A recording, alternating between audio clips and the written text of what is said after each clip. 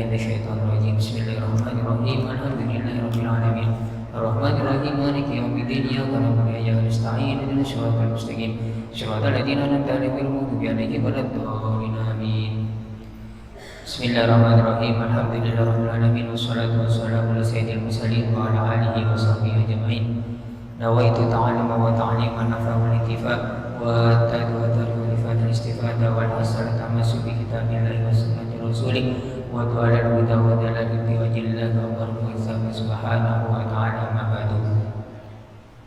Yang saya hormati dan saat ini semua pengurus takmir masjid Darul Barokah dan para jamaah yang dimuliakan Allah Ta'ala. Pada malam ini melanjutkan pertemuan sebelumnya, yaitu masalah air najis atau mutanajis. As-salisu yang nomor 2, yang nomor 3 adalah al-ma'un najisu al-mutanajis, air najis atau air yang terkena atau kejatuhan barang najis. Wa huwa alladhi najusalu bin najasata fihi, yaitu air yang kejatuhan barang najis. Nah, sini ada berapa contoh bagaimana hukumnya ketika air itu kejatuhan barang najis, baik air yang tidak sampai 2 bola maupun air yang lebih dari 2 bola. Halatu min najasati ma. Contohnya adalah yang pertama, idza kana al-ma'u qalilan dunal kullaitaini yatanajjasu mutlaqan bi mujarrad min najasati fihi wa illam yataghayyar. Air yang sedikit, ada air 1 timba, katakan 1 timba sedikit, dunal kullaitaini, air itu tidak sampai 2 bola. Ada air yang tidak sampai 2 bola. 2 bola ini perkiraan 217 liter. 217 liter. Perkiraan juga. Ada yang mengatakan tidak sampai 217. Nah, 200 kita ambil hati-hatinya 217 liter. Karena 2 bola itu versinya ulama berbeda pendapat. Kalau hitungan Baghdad itu 500 liter. Nah, ini tapi kalau Indonesia pakai ukuran sekarang itu adalah 217 liter. Ini masuk 2 bola. Jadi ada air sedikit tidak sampai 2 bola. Katakanlah 100 liter.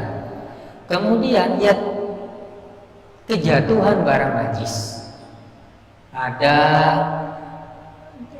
umpama ada 1 bak air dikencingin kucing misalnya, maka otomatis biwukuin najas tafihi, otomatis air itu menjadi najis. Wa illam yataghayyar, meskipun air itu tidak berubah. Jadi ada air kejatuhan barang najis, kotoran hewan atau apapun, dilihat deh, air barusan kencing ini kucing di sini, tapi air ini tidak berubah, tetap najis. Kenapa? Karena air itu tidak sampai 2 bola. Nah, ini contoh yang pertama.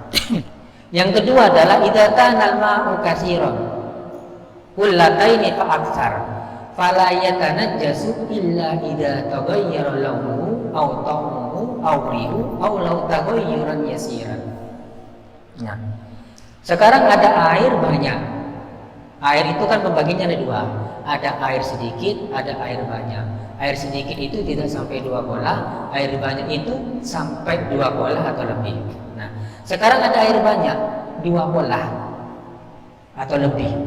Maka ketika kejatuhan barang najis tidak otomatis menjadi najis. Kemudian ada air 2 bola, kejatuhan kotoran cecek umpama, dilihat dulu apakah najis apa enggak. Kalau berubah warnanya, rasanya, baunya, lihat air ini kejatuhan cetai kotoran cecak, berubah tak warnanya? Enggak. Rasanya, baunya ada? Enggak. Maka otomatis air itu tidak najis. Kalau umpama air 2 bola itu berubah Kalau kotoran cecek nggak mungkin berubah. Umpama yang jatuhnya itu kotoran kucing, kotoran kucing kan baunya ingat ini. Maka ketika berubah, meskipun berubahnya sedikit, maka menjadi najis meskipun air itu dua kolah. Nanti caranya untuk menjadi najis ada nanti di halaman selanjutnya. Pertama dulu air banyak 2 kolah, ketika kejatuhan najis maka tidak langsung jadi najis kecuali air itu berubah, meskipun berubahnya sedikit. Nah, jadi ada dua contoh. Kesimpulannya bagaimana 2 contoh ini? Kesimpulannya ada air itu kan 2, air sedikit, air banyak. Ketika air sedikit berubah tidak berubah, otomatis jadi najis. Kalau air sedikit, kejatuhan barang najis berubah tidak berubah, langsung najis. Kalau air banyak, najisnya kapan? Ketika berubah. Kapan kita najis? Ketika tidak berubah. Ketika tidak berubah, air banyak, maka tidak najis. Kalau berubah, najis. Itu saja kesimpulannya. Ya. Kemudian berapa masalah tentang air yang kena najis? 1. Idza kana al-ma'u katsiran wa waqad fi najasah walakin syakakna hal taghayyara am la fa hal tajuzu tahur fihi. Nah, gini, ada permasalahan, ada air banyak 2 kolah. Kemudian kejatuhan barang najis. Lalu kita ragu. Ragu, apakah berubah apa tidak? Ragu, ada kejatuhan barang najis, kemudian ragu, ini airnya berubah apa enggak? Maka bolehkah kita bersuci dengan air itu? Maka boleh. Kenapa? Li'anna asal fihi taharah, karena asalnya adalah suci. Kalau orang asalnya mah air itu suci, 2 kolah. Nah, kemudian contoh yang kedua, masalah yang kedua, idza kana al-ma'u katsiran wa taghayyar walakin syakakna hal taghayyur bi tahirin am bi najisin fama hukmuhu nahkumu bi tahirihi li'anna nasfil ma'i at-taharah. Ada air banyak. Wa taghayyar dan berubah. Berubah. Kemudian setelah itu berubah, dia ragu. Apakah berubah ini disebabkan dengan suci atau dengan najis? Bitohirin atau binajisin. Bagaimana hukumnya? Jadi ada air itu memang berubah. Berubahnya kemudian ini berubahnya kenapa ya? Apa karena suci? Apa karena najis? Ragu. Bagaimana hukumnya? Maka hukumnya dikatakan suci. Kemudian sekarang al-ma'fuwat minan najasati fil ma'. Sekarang air yang dimakfu. Air yang tidak najis yang dimakfu. Yukfa fil ma'i wal ma'i anin najasati allati la yudriku at-tarfu wal maitati allati la damal hasail wa hiya allati idza syukka min adun lam yasudahu kadzubabi. Jadi ini ada air atau cairan yang dari barang najis itu dimakfu ketika kejatuhan barang najis, yang mana tidak tidak tampak kelihatan oleh mata barang itu. Kemudian ada bangkai yang tidak ada darahnya yang mengalir. Seperti apa? Apa itu? Lalat. Ada lalat bangkai, kemudian itu kan tidak ada darahnya, yang tidak ada darah yang mengalir. Maka hukum tersebut ketika kejatuhan barang najis yang tadi itu ke air, maka itu dimakfu dengan 2 syarat. Syarat pertama alla yakuna bi fi'lihi. Syarat pertama tidak karena dirinya sendiri.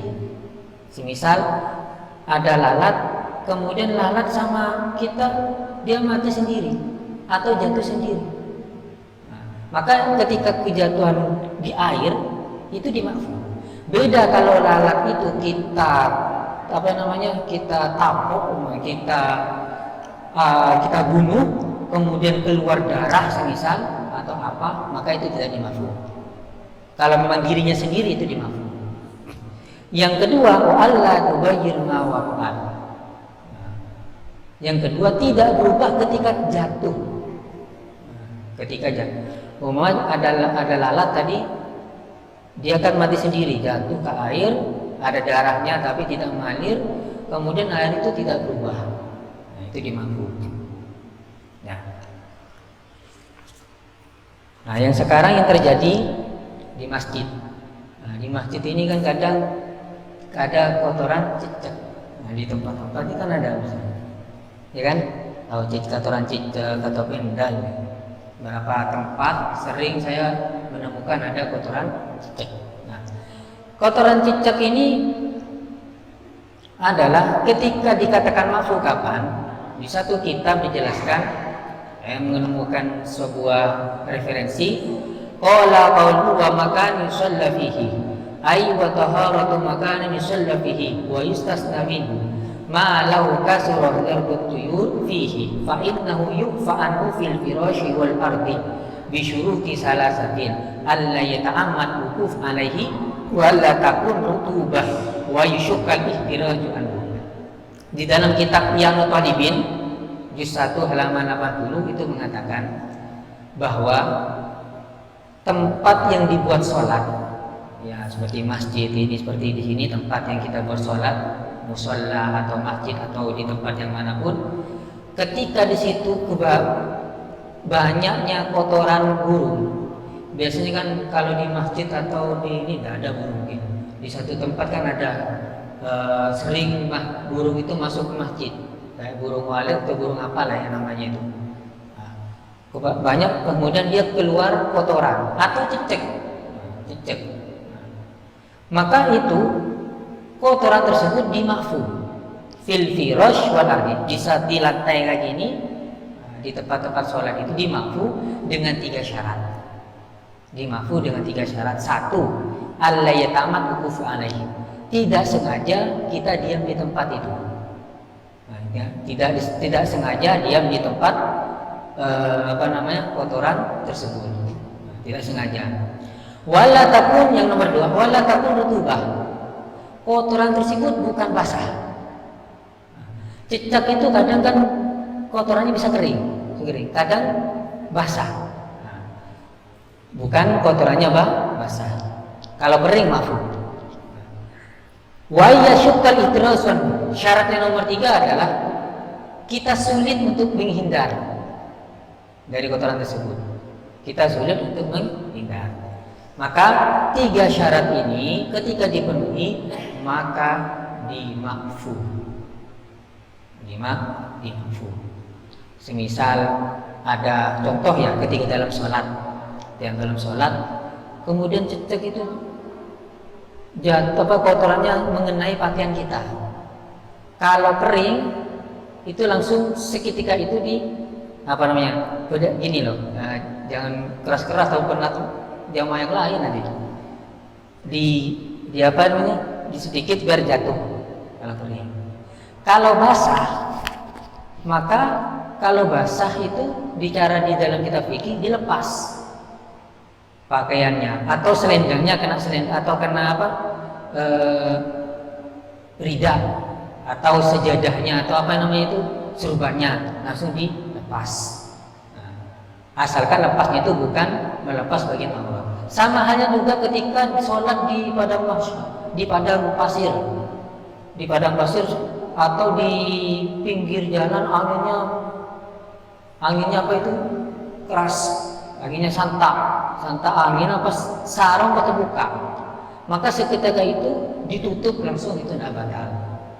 Kalau dibiarin supaya lama kelihatan auratnya batal sholatnya. Maka sama halnya juga ketika ada kotoran segera mungkin itu disingkirkan. Kalau kering, kalau basah lihat dulu. Kalau menimpa di pakaian ya otomatis, kalau basah kita tidak bisa, lepas sulit. Tapi secara fikih kita lepas, baju itu tetap sah asalkan tidak membuka aurat. Tapi kan tidak enak ke dalam masjid, di dalam masjid dibuka bajunya, meskipun ya kita batalkan, nanti kita hilangkan kotoran yang nempel di pakaian tersebut. Nah, semisal ada kotoran cecak di sini, kotoran cecak ya, kotoran cecak, aneh tisu kan ditanyanya. Kotoran cecak jatuh di lantai. Maka caranya adalah kita ambil dulu kotorannya itu. Kalau kotorannya kita ambil, hilangkan, kemudian kita siram sedikit. Penting pakai air mengalir. Siram sedikit, langsung lap lagi, udah. Yang penting sudah hilang ain najasanya, barang najisnya itu. Rasanya, baunya, warnanya itu harus hilang. Itu sudah cukup. Jadi kita ambil dulu kotorannya selesai, kemudian pakai air sedikit, kemudian udah itu sudah cukup. Nah, kalau kering karena itu dimafu, maka cukup ambil udah. Yang penting air itu mengalir. Kalau pakai tisu basah tidak cukup, kan ada tisu basah ya, tidak cukup membersihkan pakai tisu basah karena air tidak mengalir. Jadi syaratnya itu harus airnya itu mengalir. Mengalir itu bukan pas terlalu banyak, enggak. Mengalir itu kita ngalirin gitu. Ke tempat najis kita alirin dengan air. Nah, kemudian dibersihkan. Nah, itu namanya air itu harus mengalir.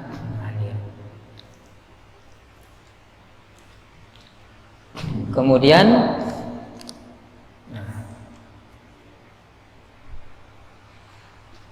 mungkin ada pertanyaan dulu. Pak Abdul Salam. Ini selanjutnya cara mencucikan air najis.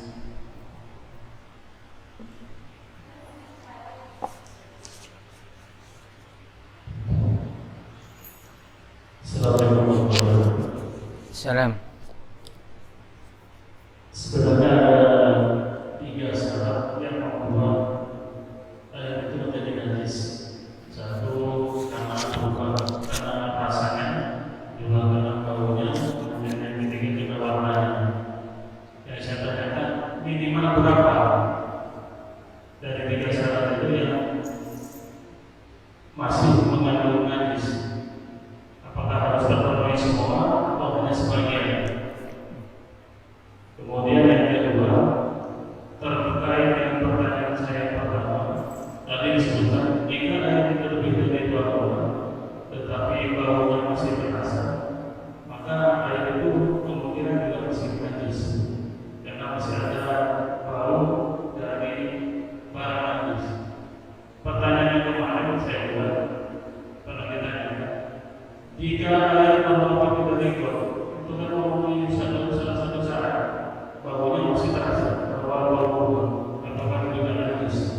Terima kasih. Yang pertanyaan kedua itu apakah ada air ya?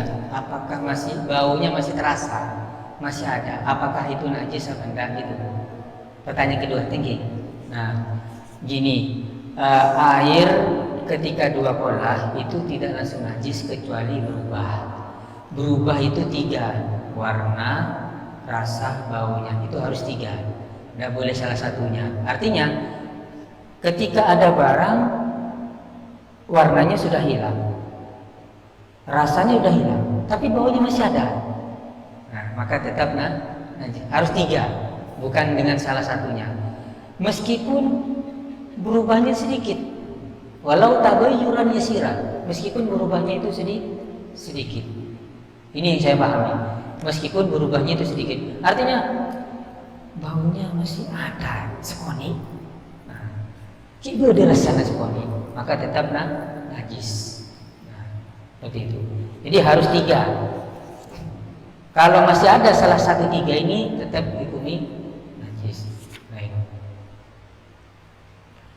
Kemudian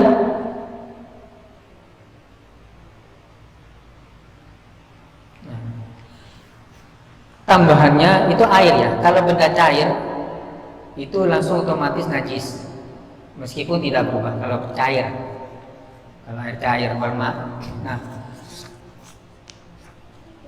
kemudian Ini saya tambahin ya untuk selanjutnya. Cara menyucikannya itu turuqu tathhiril ma'in najisi. Itu ada 3 cara menyucikan air yang terkena najis. Ada kalanya itu sucinya sebab dirinya sendiri, berubahnya sebab diri sendiri. Yazulu tagayyuru bidulil mufsid wa dzalika idza kana uladil fakir. Nah, sucinya itu disebabkan lamanya diam. Ada air banyak 2 kolah, kemudian kejatuhan barang najis. Warnanya ada warnanya berubah. Tidak dipakai lama sekali, ternyata warna itu hilang, baunya hilang, rasanya hilang.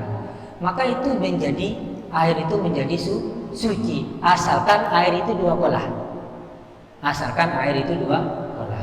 Nah, itu yang pertama cara. Yang kedua, ketika kita menggunakan air, ayat hurabidu fatil mai alaihi. Nah, cara yang kedua adalah ketika ada air itu najis, tapi itu 2 kolah ya, 2 kolah, kejatuhan barang najis, berubah warnanya, maka kita bisa menyucikan dengan nambah air, biidofatil ma'i alaihi, tambahin air boleh, terus tambahin air sekiranya warna itu sudah kita berubah atau sebagainya. Wahada ma yusamma bil mukasarah, membenyak. Nah, ini yang makan yang membenyak. Walayat rubi itu najisin alaihi kabolin. Tetapi munajisnya itu seperti najis kencing, kemih, mana kan tetap bisa kemih. Walayat rubi itu najisin alaihi kabolin. Yang kedua, yang menambah najis alaihi kabolin. Tapi ya walayat rubi itu najis alaihi kabolin, tidak menjadi suci dengan menambah ketika barang ada najis lagi gitulah ya, maksudnya ada najis lagi yang datang. Jadi ketika nomor 2 ini ada barang najis, kejatuhan barang najis, air itu 2 kolah, masih ada warnanya, maka bisa jadi suci ketika ditambah air lagi. Asalkan 2 kolah. Yang ketiga ayat hurabi nuqsal ma bisyarat Allah yang kusal bagi an kullataini. Nomor 3 ini caranya airnya kita kurangin. Tapi mengurangi air itu jangan sampai kurang dari 2 kolah. Tadi 2 kolah itu kan 217 liter. Nah, sekarang ada air 250 liter. Beda air 250 liter. Lah, beda najis. Semisal najis kayak cecek atau apa, kegur. Nah, kan itu kan mau ke bawah dia. Ketika itu kita ambil, dibuang airnya, kita ambil dengan kotorannya. Asalkan buang airnya, maksud ngurangin air itu tidak sampai kurang dari 2 kolah. Tidak sampai dari 2 kolah. Berapa gayung tadi ngalah? Boleh mak, depak, depak 2 kolah. Maka air itu menjadi suci. Nah itu cara 3 menyucikan air yang terkena najis.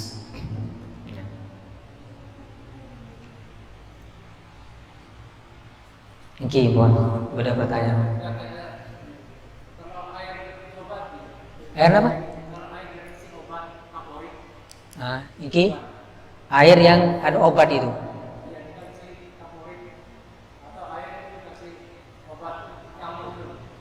Oh, enggak.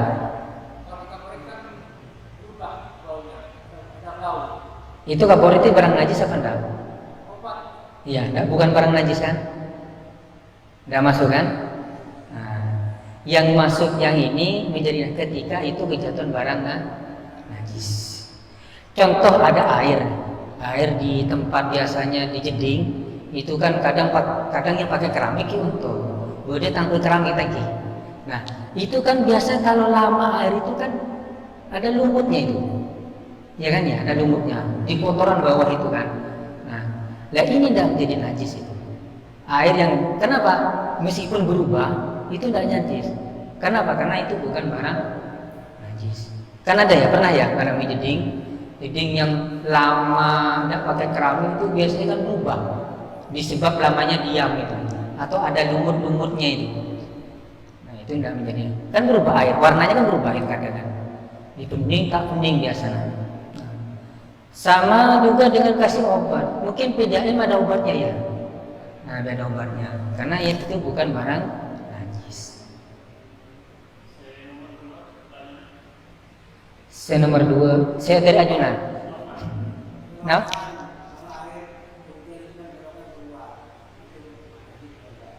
air solokan hujan. Nah gini, air yang solokan karena hujan itu termasuk di makruh ketika kita sulit untuk menghindari. Air ucul terus ketika biasa kita jalan kan ya, cipratan ke sarung atau apa, itu termasuk di makruh. Apalagi air solokan yang banyak itu termasuk di makruh karena sulit. Alasannya apa? Sulit untuk dihindari. Nah, sudah tercampur dengan kayak sungai atau apa yang mau dari itu bukan sungai. Biasanya dulu sebelum dicor itu kan bukan air itu. Kalau air itu kan sudah campur dengan solokan semuanya lewat sana, itu dimakruh karena sulit untuk kita hindari. Itu madhab Syafi'i. Madhab Syafi'i. Dimas seperti karena ihtiraz sulit untuk dihindari. Kalau hukum barang apa ya? Paling ketat itu masalah suci itu Imam Syafi'i. Paling ketat. Paling ringan itu madhab Imam Malik. Paling ringan. Urusan najis, tak najis, urusan suci itu paling ringan itu madhab Imam Malik. Paling ketat itu madhab Imam Syafi'i.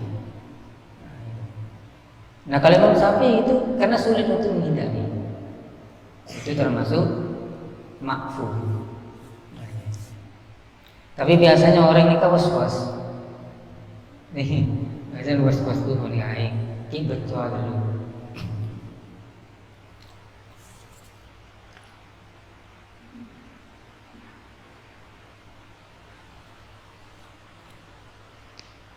Kalau solokan itu beda dengan cara bukan hujan ya. Ini kan beda solokan. Pas sampai yang tak keker kesak kan ini pari itu solokan. Ini najis mengesak. Karena itu kan datang dari beberapa tempat jeding atau apa kan aliran jeding kan ini najis. Tetapi kalau ketika hujan campur napa kan biasa menjodoh ini kan beda orang beda napanya mana? Beda najis ten poceng atau apa kan campur setuju nih kan. Di lewat sana makruh karena kita sulit untuk menghindari. Nah itu bedanya ya.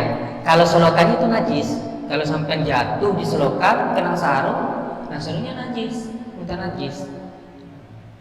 Tetapi kalau permasalahan ketika itu hujan, banjir, maka itu air itu dimabuk karena sulit untuk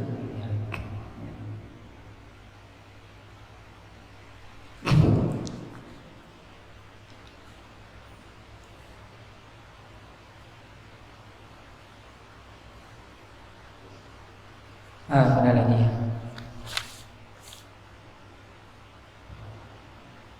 Satu lagi terkait dengan cara mensucikan tempat ketika kita sholat. Kalau yang sekarang masjid ini mungkin lebih enak karena tidak menggunakan karpet. Bagaimana seandainya menggunakan karpet, karpetnya itu satu masjid itu penuh. Ternyata ada kencing. Untuk membersihkannya kan sulit untuk menggunakan baunya, kemudian rasa. Cara mensucikan bagaimana? Iya, karpet sama aja. Kita pertama karpet ketika sudah bahasanya nyerap kongi. Kalau kotoran kan nggak mungkin nyerap, paling kayak semacam kencingnya kucing kan nyerap karpet. Nah ini kan karpet nyerap. Maka kita langsung dihilangkan dulu atau pakai apa, tisu atau pakai kain serbet, kemudian dikasih air kemudian dilap lagi atau mungkin ditambah dengan sabun atau apa misalnya. Nah itu sudah disuci, kemudian lihat ini hilang baunya, rasanya sudah tidak ada, mereka boncokong. Tidak usah karpet kita bawa keluar, kita siram semuanya, cukup cukup tempat yang najisnya saja itu sudah mencukupi.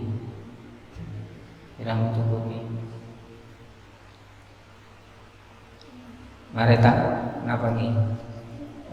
Mungkin ini cara tak cara seperti ini. Kalau oke, ya silakan. Nyering, silakan. Nyambung apa yang disampaikan oleh Pak Hadis.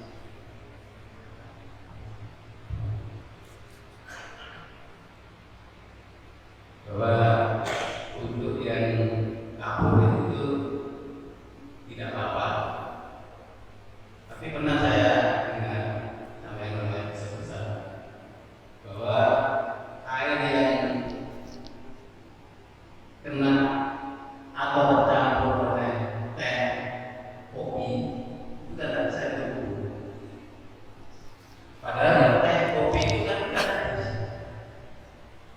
Jadi mungkin bisa makan oleh Pak Aris, alkohol itu tidak najis, tapi baunya nanti berubah. Jadi tidak seperti air yang biasa. Mungkin itu yang ditanyakan oleh Pak Aris terkait dengan bau. Kira-kira najis apa? Terima kasih. Oh, oke. Ya betul. Seperti ada air yang memang itu seperti air untuk dibuat kopi, teh, jus atau apa. Itu air memang tidak bisa kita pakai wudhu, tidak bisa untuk bersesuci yang lain, karena air itu suci tapi tidak bisa menyucikan. Itu air suci tapi tidak bisa menyucikan. Nah, kalau kapur tadi itu apakah berubahnya sampai apa namanya? Itu air kapur ini kan berubah apa enten? Nanya. Bau kapur. Bau. Itu biasanya dipakai PDAM lagi. Nah, jadi menurut PDAM ini kan setahu ulah angkut alat obat-obatnya kan termasuk tidak najis. Artinya itu suci dan mensucikan. Ya. Tetap suci mensucikan. Seperti ini, air botol mineral itu kan pakai ada tambahannya kan, seperti contoh ada bahan pengawetnya. Ya. Itu boleh kita wudhu menggunakan air mineral, boleh. Tapi beri sebagian ulama mengatakan makruh.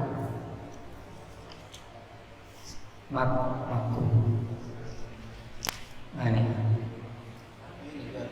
Kalau air mineral itu kan tidak apa-apa. Tapi kalau air tidak pernah dia terlalu banyak kapurnya, dia baunya agak menyengat. Itu yang saya. Oh ini. Kalau seperti itu, tapi menurut saya kira ini ya, itu termasuk salah satu yang dimakfu. Itu apa gunanya obat itu? Gunanya?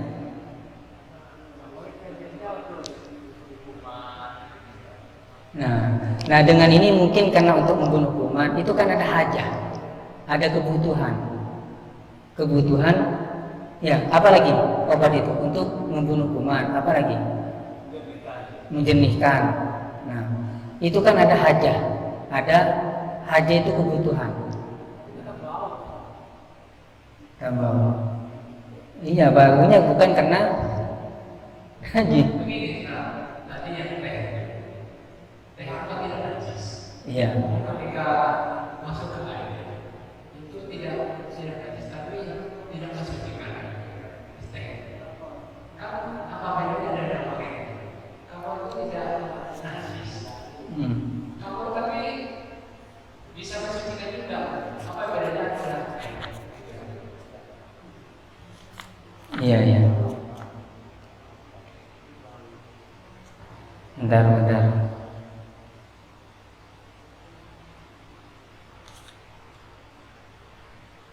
Nah ini, saya bacakan ini. hukum air mutlak. Nah, yang nomor 2 ayyakuna taghayyuru bi mukhalatin kagahwatin. Nah, berubahnya itu sebab tercampur dengan barang lain, kagahwatin seperti kopi. Wa amma idza kana bi mujawirin, jika berubahnya itu bi mujawirin, bukan dengan tercampur. Nah, tahu apa? Kaudin seperti kayu atau semacamnya, fala yaduhu, maka tidak apa-apa, fatasihut taharatu bihi, maka sah sesuci dengan itu. Dhabitul mukhalid, nah, dhabitul mukhalid alladzi la yumkin faslu anil ma'i aw la yumkin tamyizu fi ra'il aini urfan. Batas-batasnya tercampur seperti apa ya? Kita tidak bisa memisah air tersebut. Udah, kopi ketika ada air, kemudian ada kopi. Ketika tercampur, apakah itu dinamakan air? Tidak kan? Dinamakan kopi. Ya, ada air sama kopi. Tercampur, kita namakan apa? Kopi. Bukan dinamakan air. Nah ini. Aula yumkin tamyizuhu fi ra'yil aini. Atau kita tidak mungkin untuk membedakan secara kasat mata. Maka kesimpulannya dengan pemahaman ini, nah ini tambah lagi, dhabitul mujawwir wa huwa alladhi yumkin faslu anil ma aw yumkin tamyizu fi ra'yil aini. Kita bisa memisah, oh ini air, ini enggak, bisa dipisah. Kita ambil, itu tetap air. Atau ketika ada barang masuk, tetap itu dinamakan air. Namanya itu tidak berubah. Semacam tadi apa namanya itu, kapur atau obat. Ya, ketika kamu masukkan obat, bau Ustaz. Tetapi air itu apa nama obat? Apa tetap nama air? Dinamakan tetap nama air. Maka di situ kesimpulannya yang bisa saya pahami dengan teks ibarat di sini. Saya bacakan lagi, alladzi la yumkin fasluhu anil ma aw lam yumkin tamyizuhu fi ra'yil ma. Jadi tidak mungkin kita memisahkan dari ayat tersebut. Atau dalam bahasa lain, ketika tercampur tetap namanya itu berubah. Air, kopi jadi kopi. Ketika obat itu tercampur dengan air, apakah berubah menjadi obat atau nama lain? Tidak kan, tetap nama air. Nah ini yang bisa saya pahami seperti itu. Nah, kemudian yang nomor 3 ini, tidak sampai berubahnya itu merubah nama air tersebut. An yakuna taghayru fahisha bahaisu yaslubu anhu ismal ma. Tidak sampai merubah nama air, seperti kal asir wal maraq wasyai, seperti jus, kuah dan teh. Ada air sama teh, maka itu mengakibatkan merubah nama air menjadi teh. Fala tasihut taharatu, maka tidak sah bersuci dengan itu. Tapi tetap air itu suci, tapi tidak bisa mensucikan. Wa amma idza kana taghayyuran yasiran fala yadur. Ketika berubahnya itu sedikit, maka tidak apa-apa. Berubahnya sedikit, asalkan tidak merubah nama air tersebut. Ini yang bisa saya sampaikan.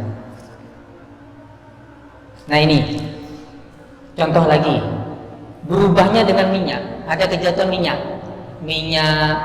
apa itu, minyak goreng jatuh ke air mandi, itu kan tercampur, maka layak dulu, tidak apa-apa, sah. Kenapa? Karena itu airnya tidak berubah. Maksudnya karena air itu tetap dinamakan air. Ketika ada kejatuhan minyak goreng, kemudian kita namakan, oh ini minyak goreng, enggak kan? Tetap namakan air. Beda dengan teh, karena sudah berubah, namanya sudah berubah, tercampurnya sudah berubah, dan seterusnya.